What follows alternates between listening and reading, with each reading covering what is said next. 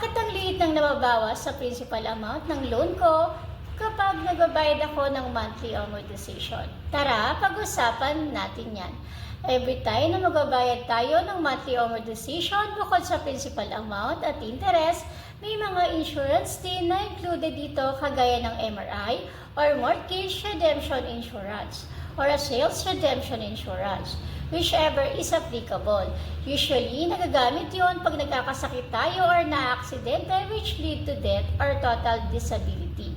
This insurance is covered for a certain amount on your remaining balance depende sa contribution mo sa insurance na yon. Another insurance na included is ang FAFI or the Fire and Allied Perils Insurance.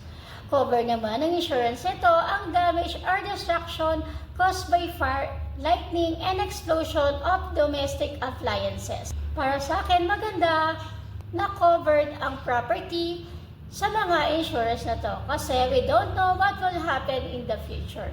If you find value to this, message me, then follow me for more content like this. Thank you for watching. Bye!